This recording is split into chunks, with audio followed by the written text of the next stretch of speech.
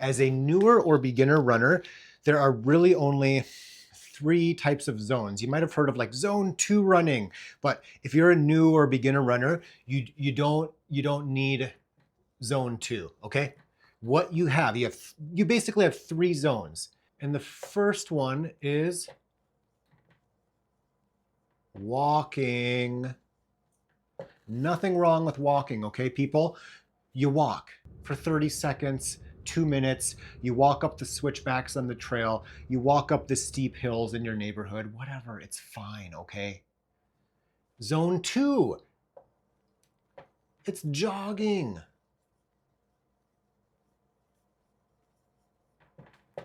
So you've got walking and then jogging.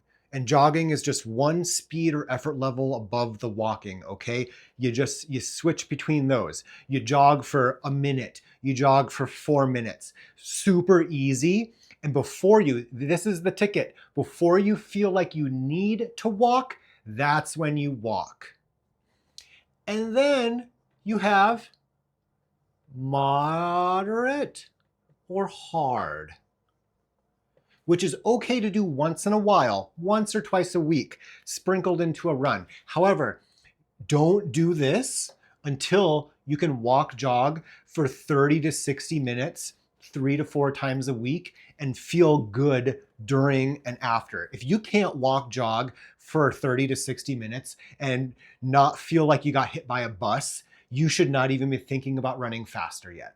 Now, when it comes to doing this, once you can do this for 30 to 60 minutes, 3 to 4 times a week, and feel fine, then you can start doing some moderate to hard running.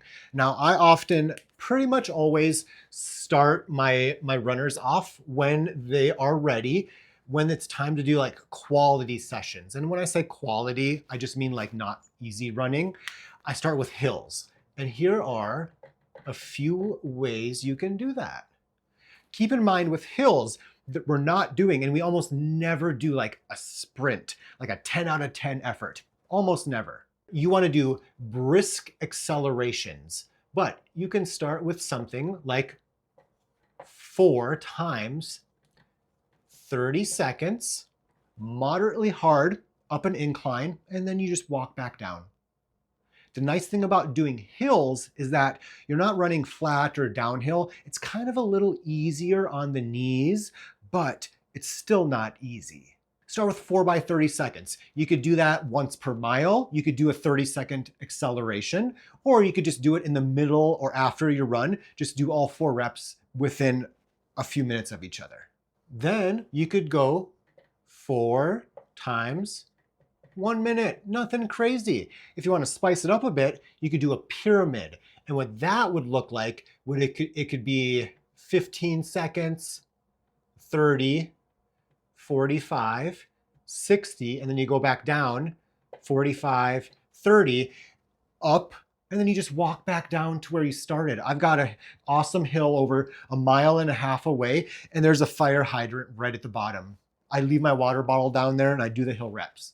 All right, and we're not gonna worry about like tempo runs or speed work or anything like that, because frankly, if you're watching this video, that is outside the purview of what you should be thinking about right now.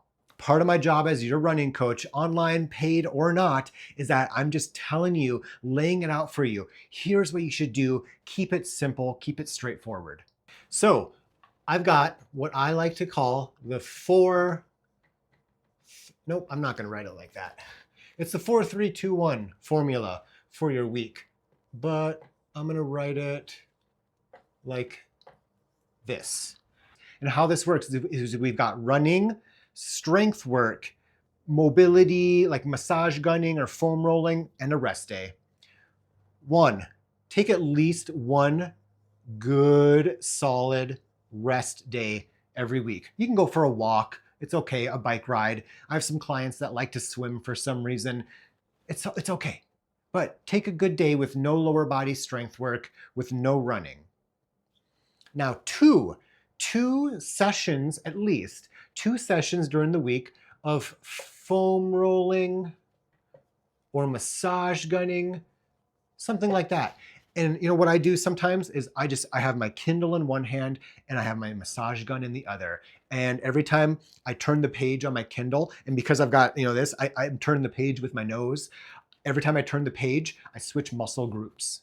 Or if I'm using my foam roller, I'm watching like some stupid YouTube video about like, oh, what was Gandalf doing before The Hobbit or something like that. It gives me like a little mindless thing to watch for 10 minutes while I foam roll. So 1 rest day, 2 foam rolling sessions while you're watching Netflix, hanging out with the 4-year-old like I often do. So 4 and 3. It depends. If you're running 4 days a week, you do 3 strength sessions. If you're running 3 days a week, you do 4 strength sessions. That's an R. Now, but you're like, Coach Kyle, 4, 5, 6, 7, and in rest days, 8 days. How does that work? Let me explain. The ticket is you're doubling up a little bit, okay? What I like to do is if you're running 4 days a week, let's get the buff out. So let's say you're running, let's do 3 runs a week. So we've got run,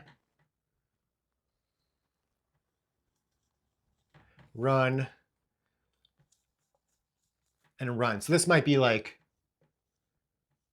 Tuesday, Thursday, and we'll go Saturday. So you've got your 3 runs during the week.